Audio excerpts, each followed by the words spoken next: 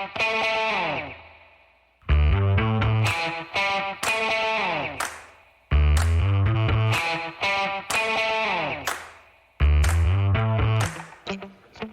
folks. Welcome to another episode of Film Study. This is Ken McCusick. We're here to start a new series of shows for this offseason today. It's called Recollections. It's memories of some non-star Ravens. They could be star Ravens, but just not at the very top tier of Ravens. We're not trying to get back and reflect upon their careers, and people have lots and lots of highlights. These are players who had a few less highlights, but still some memorable plays. And I want people to get involved in this and come up with players they'd like to talk about. The first one we're going to talk about today is LaQuan Williams, a Baltimore native. Here to talk about with me is Slava Kuberstein. Slava, how you doing? I'm doing great, Ken. How about you? No complaints here. Things are well. I think I'm over the AFC Championship game loss finally. But anyway, we are where we are. And we're in the offseason. We're going to have some fun. So you selected LaQuan Williams. What intrigued you about talking about him? So, first of all, I'm very proud of this selection because, LaQuan Williams, I don't think even qualifies as like a B tier or a C tier Raven. And that's really not to, downplay him as a player. It's just, he was an undrafted free agent. He was a fringe player. And, when he was called upon to make a play, which is, a couple of the plays we'll be talking about today, he made it count. And I believe he was rewarded with a Super Bowl ring, being on the Ravens the second year. But, it all started with LaQuan Williams being an undrafted free agent out of Maryland in 2011. And I think you mentioned he was a local Poly high school grad. So it was a feel-good story. Him along with Torrey Smith, Terps coming to the Ravens. I think there was a lot of local pride with those two guys coming in. Yeah, I guess if I remember, Torrey Smith was the year before. No, Torrey Smith was rookie in 11. Yep. Yeah, second round pick. All right. Yeah, obviously it's always a big deal when a local player makes the Ravens. Malik Ham is a guy who hopefully will make the roster this next year. Is a guy who may bring some flexibility in terms of being able to drop the coverage and rush the passer. But LaQuan, Poly and Maryland is a good double to get back here. He had continued a streak of UDFAs who were making it the Ravens for a long time in there. I don't know if there were others in 2011. There might have been, but he continued it. And then, of course, he had that big role in that Monday night or Sunday night. I keep forgetting whether it was Monday or Sunday night win against the Steelers in Pittsburgh. Yeah, it was definitely a primetime game. You said it exactly right. He was tremendously important in that game. And sort of, at that stage, I'm not sure if people, depending on how old you are, you may or may not remember how intense that Pittsburgh rivalry was. I mean, really, yes, there was some familiarity with the Steelers being in division rivals, but really in 2008, when Flacco arrived on the scene, really began a series of brutal games between us and the Steelers. Including, seasons in 2008, 2010, and 2014, where we would see them in the playoffs. So, we would see them, 2 to 3 times a year. And they were always well-fought, close games. They had a number of consecutive 3-point games. Now, this was not the exact heart of the streak, and I have to actually recall when that actually occurred. I think it was actually after this first I think it might have been the game we're going to talk about in a moment started the streak. But anyway, they had a number of consecutive 3-point games, and in 2008 they lost all 3 games to the Steelers, twice during the regular season, and then again in the AFC Championship. And that was a big function of that offseason, was trying to figure out how could they get better and beat this Steeler team. And then 2009 they came back and they had a win against the Steelers, and I'm trying to remember when it was. There's the Hushmanzada win. It was, I think, in 2010. I'm trying to remember the 2009 win. So they had 2 wins in 3 Flacco seasons coming into 2011. And of course, 2011, they destroyed the Steelers in the home opener 35-7, won the turnover battle 7-0. And I always say, if you want to go see the greatest games ever for the Mount Rushmore Ravens defenders, who are Suggs, Nada, I was going to forget one here, Ray Lewis and Ed Reed, they had all were involved in, I believe, 2 or more turnovers in that game. But they all had spectacular games and it were just a lot of fun to watch. But that was the first game. But then the Ravens came into the second game, and they needed to win it in order to secure the tiebreaker that would give them the AFC North. Yeah, and the narrative even going into 2011 at that point was that, Flacco and the Ravens were just sort of the little brother to the Steelers at that point. So this was a real opportunity not only to seize the lead in the AFC North, but also just to plant their flag in the ground as being the class of the AFC North. And it was a really tremendous game that typical of Ravens Steelers sort of games. It was going to come down to the final drive, which at that point brought Flacco and the Ravens deep in their own territory, having to march down the length of the field at about the 2-minute mark. Yeah, 2:24 to go. They had 92 yards to go. And those are 2 numbers, by the way, that are really etched in Steelers fans' memory. If you look at the Steeler boards from about that era, you'll see 92 yards. That's what killed us. It's 2:24 of that game against Baltimore. That's what lost us. Blah, blah, blah. They don't always talk about the fact that they went on to the playoffs and got Tebowed in the first round by Denver out there, which was actually pretty funny overtime game. Tim Tebow, who pretty much ran the football just about every down as he saw fit, threw a long touchdown pass to beat the Steelers in overtime. And I think that was actually the first playoff game that had the modified rule that a field goal would not win in overtime. That if you got a touchdown, it would seal the game, but a field goal would not. And of course, Tebow to, I think, Demaryius Thomas, stiff arming. I want to say Ike Taylor. Clark. Okay, yeah. I think it was Ike Taylor. He gave him the old combo breaker and went into the end zone. That was a great memory for me. But going back to this game, I think a lot of people remember this game for Flacco going deep into the end zone on the left side to Torrey Smith first, and Torrey just narrowly missing the catch. I mean, it went right past his outstretched fingertips.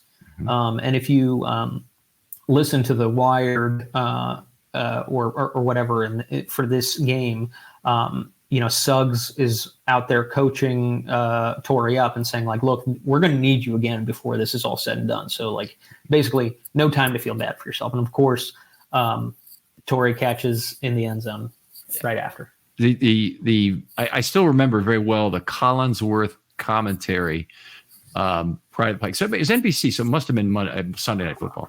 This must have been, yeah. This pegs it for me. But anyway, on the play to the left, he said, that catch has got to be made. It's not a simple catch, but this is a championship moment, and that catch has got to be made. And he was right just beyond his outstretched fingertips, and it was one where he probably didn't quite get his body turned well enough, and it was a little bit more of a turn than would be typical on a reception or would be easy anyway, but it was a catchable football and one that I'm sure Torrey Smith regrets. When you go back to the huddle, the way Flacco describes it after the game, it was next play. And, he probably was thinking he'd have to go back to Torrey as well with the incredible threat that he'd already proved himself to be in that season. Absolutely. I mean, of course, Torrey Smith, the first 3 receptions he ever had were 3 touchdown bombs against the St. Louis Rams. And of course he goes back to Torrey. But incidentally, you just reminded me, was there anything worse than listening to Collinsworth during Big Ben's peak years? I mean, God, he just heaped praise upon Ben Roethlisberger like no one has ever heaped praise on anyone else before. I never liked a lot of that slobbering.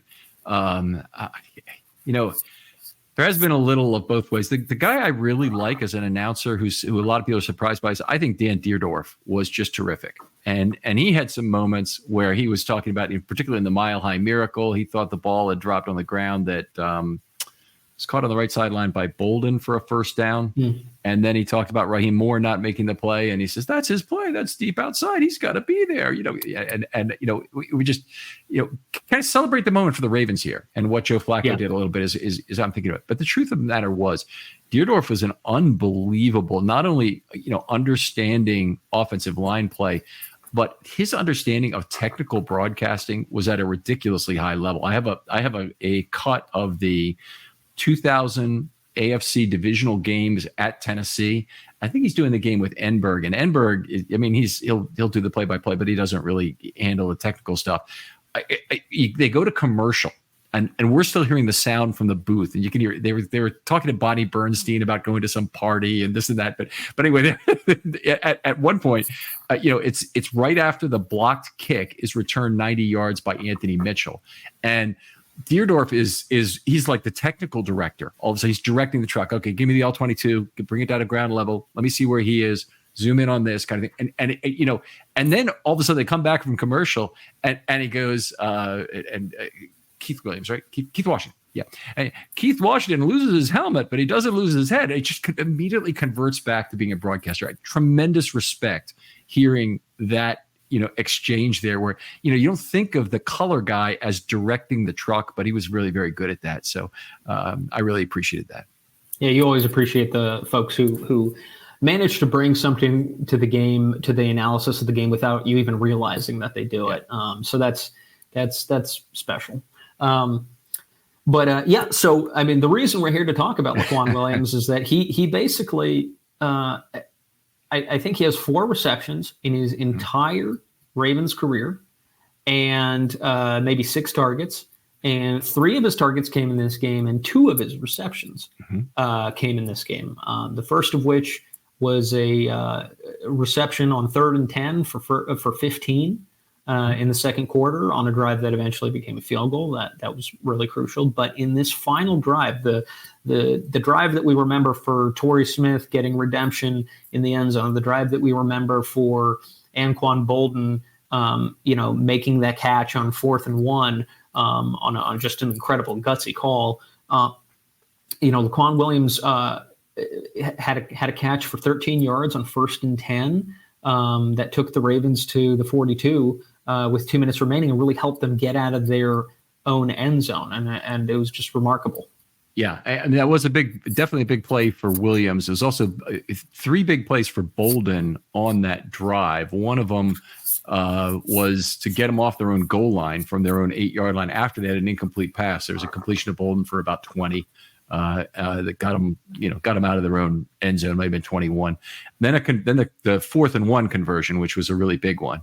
And that play, the play before, they went to Williams, I believe, on 3rd and 1, and Foote nearly intercepted the football. He had a pass defense and tipped the ball up in the air, and unfortunately it landed on the ground there.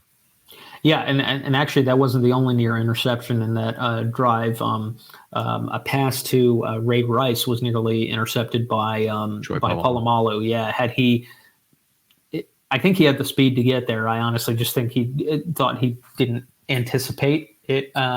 He assumed that Ray Rice was going to catch it. At that point, Flacco to Rice was just like magic, and really good. But what I really remember the most about this drive in particular is that is watching this game. I watched this game with my nephew, and so it's just such a nail biter at that point. It's we're down 20-16. He's just like, oh my God, we're not going to win this game, and he can't watch the drive. So he turns around and just stares at the couch, and How old's your nephew, by the way? My nephew is only 5 years younger than me, so at that point he was, he was in high school or maybe in late middle school, something like that. Okay. No, it would have been high school, yeah, because I was in college. And so, he was looking away, and all of a sudden we start like moving the ball, and then so my nephew and my brother-in-law at that point were just like, okay, you need to keep staring at the couch. We're in our superstitious, like you have to keep staring at the couch. We'll just rewind and rewatch the drive, whatever happens. So all of this happens. We're like freaking out, cheering, and then like our hearts are breaking when like, Flacco doesn't, convert on 3rd and 1, and then we're cheering again when Bolden, makes the catch on 4th and 1 and all that. And then I just remember, we win the game. It's great. We go back and watch the drive, and then, he's seeing all these, like, he sees like a pass to LaQuan Williams on 1st and 10. He's like, why are we passing to LaQuan Williams at this point? And just remembering just like his disbelief that this like almost never used receiver was so heavily featured on a drive of such consequence. And, it was out of some necessity, given injuries and depth in the wide receiving core that year. But, at the end of the day, LaQuan Williams answered the call. There were 2 receivers from this era, and Williams is one of them. The other one is Tandon Das, who Flacco really seemed to like and would go to them more often than you would otherwise think. And then Marcus Smith, he almost never went to. In fact, Marcus Smith never caught a ball for the Ravens. He had a famous pass interference call that he drew in the 2008 AFC Championship game. But Flacco had his favorites, definitely. And a whole lot of balls were fed through Pitter, Rice, Bolden, and Pitter, Rice, and Bolden primarily in those years. Yep. Smith. And he was actually responsible for Tandon Doss getting drafted. That was his guy. So, I wish Flacco the best of luck in his future career, but I'm not sure that being a GM is going to be in his future. But it's funny, just a guy that made a couple plays for your team at a pivotal moment, and you can remember them forever. I think there are a lot of Ravens that fit into this category from over the years. Marcus Smith I mentioned already, but I just rewatched the 1996 opener. There's a pod out there from yesterday about it if you want to take a listen. But Ernest Hunter made the only grab of his Ravens career one time. I don't know if he even had another grab with any other team, but 23-yard reception on the game-winning drive in the Ravens opener. It's one of the most unknown players ever to make a really key catch for the Ravens. Billy Davis had 2 2nd and 10 conversions against the Jaguars in the 2000 comeback on that final drive, on that game-winning drive. And then another big one that people often give this to the wrong player, Frank Sanders. He only had 14 catches as a Raven, and one of them was the 44-yard tip off Marcus Robinson to him on the 4th and 26 or 4th and 28 play against the Seahawks during that comeback. So all these players, they just, they just have that one moment is all they need in order to be remembered for a very long time by fans in this town.